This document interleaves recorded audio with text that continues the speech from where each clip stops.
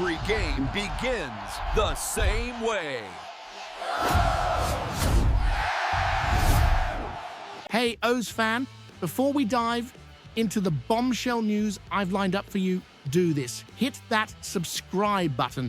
I'm your exclusive guide to everything Baltimore Orioles, and you won't want to miss what's coming. Click it, ring that bell, and let's go. Friends, I've been digging deep, talking to some sources very close to the Orioles front office, and believe me, the office is buzzing.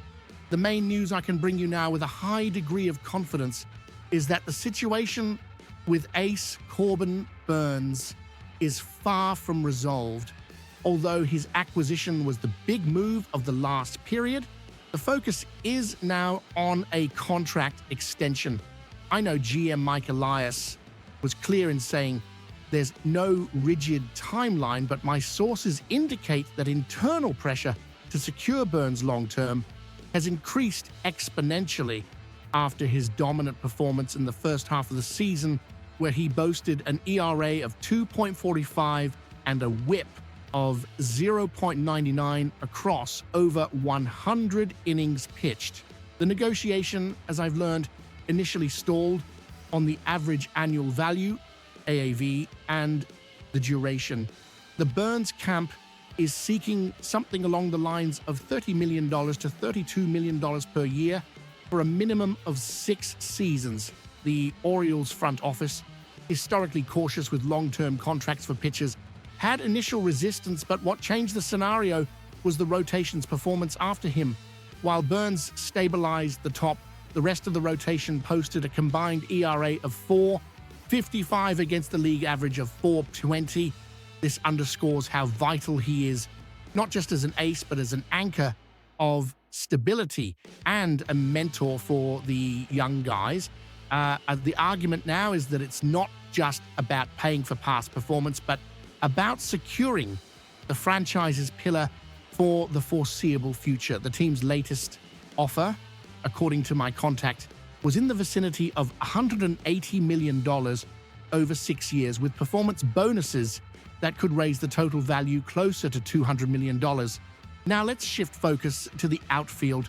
The strategic move that deserves our attention is the evolution and future of Colton Cowser. I know Birdland, his rise has been meteoric and recent numbers back it up.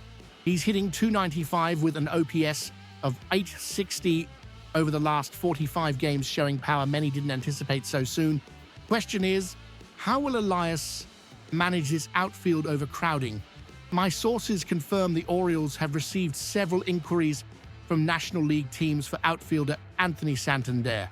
Santander is a valuable asset with a history of 30 home runs and over 90 RBIs in the last 2 full seasons and a relatively controllable contract. The strategic analysis is this: the team has Cowser, Heston Kjerstad, and Kyle Stowers all ready to assume significant roles. Keeping Santander, while he is a reliable bat, might block the development of Cowser and Kjerstad, who have much greater long-term upside potential and are younger. Santander's trade value is peaking, and a move now could yield the Orioles a solid pitching arm for the bullpen or even an A-level pitching prospect to reinforce the farm system that is beginning to feel the first voids caused by recent promotions. Elias won't rush, but the smoke signal is there. The Orioles are willing to listen to offers for Santander only if the return is overwhelming. It's a business decision that defines the franchise's future direction. Do you trade a valuable asset at its peak to create space for the future, or do you keep the proven talent to maximize immediate World Series potential? For me, the move is smart. Trade a mature hitter for pitching resources, given the team's internal depth in the outfield. Stay tuned, because this is the domino that's about to fall. Hello again, Birdland.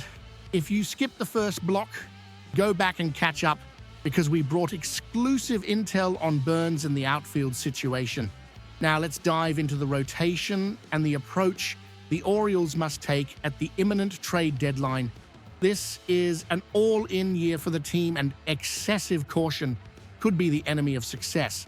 The rotation's stability, as I mentioned, relies heavily on Burnes, but the long-term strategy is focused on the development of Grayson Rodriguez and Kyle Bradish, whose performances have been mixed. Rodriguez, after a promising start, saw his ERA rise to 3.80 in the last 7 games, and Bradish, while having moments of brilliance, has struggled with inconsistency in middle innings, with his strikeout-to-walk ratio, KBB, dropping to 2.5, below his KBB of 3.5 last season. The front office's plan, as I've learned, is not to panic, but to provide a safety net.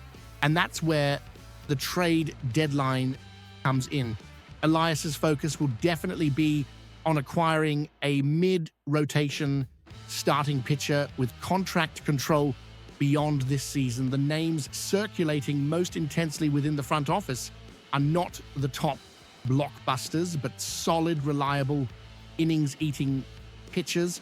I've heard the Orioles have a particular interest in Tyler Anderson of the Los Angeles Angels.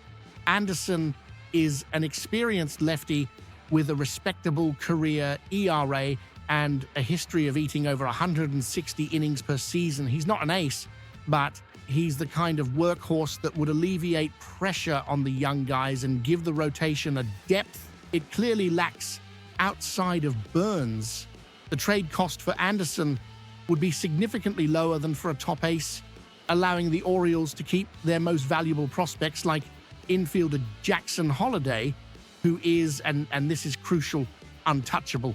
Elias will not sacrifice the future for the present unless it's for an elite piece with long-term contract control, something unlikely in the current market. Another strategic move I anticipate, and this is based on analyzing recent team trends, is strengthening the bullpen with a high-level setup man. The bullpen has been good with a combined ERA of 3.65, but it has lacked a consistent bridge arm to closer Craig Kimbrell. While Kimbrell has been effective, his walks per 9 innings, BB9, numbers have risen to 4.1, signaling that the workload and stress are increasing. The ideal setup man the team would be looking for is someone with a high ground ball rate, G%, capable of inducing double plays in risky situations. The name Jordan Hicks, now with the San Francisco Giants, was discussed internally before he was traded, and now the focus shifts to Kyle Finnegan of the Washington Nationals, a pitcher with a GB% over 50% in the last 2 seasons. The importance of these decisions for the fan is immense. The Orioles are in a World Series window. Every move by GM Mike Elias is an indicator of how serious the team is about capitalizing on the young talent they've built. It's no longer about building, it's about winning. Acquiring a mid-rotation starter and an elite setup man with contract control would transform this team from a contender to an absolute favorite. Elias has proven to be a master at making surgical, underrated moves. What differentiates this year is the urgency. The fan base is hungry and the team is ready. What I see is a calculated GM poised to make moves that will solidify the team for a deep playoff run without compromising the farm system that is our gold. Stay tuned, Birdland. The next update could be the announcement of a big trade. So, Birdland, the big news is the urgency surrounding Corbin Burnes and the potential trade of Anthony Santander to create space for young talent and acquire pitching resources. My final analysis, not extending Burnes is a managed risk, but the Santander trade seems inevitable and strategic. The return should be a depth pitcher for the bullpen or rotation. What about you? What do you think? Should we extend Corbin Burnes' contract at any cost? And would you trade Anthony Santander for an elite setup man and a pitching prospect? Leave your comment below. Your opinion is the heart of Orioles Fan Central. Don't forget to subscribe for quick and in-depth analyses like this one. I'm your exclusive partner, bringing you inside insights. O's Fan. Until the next update,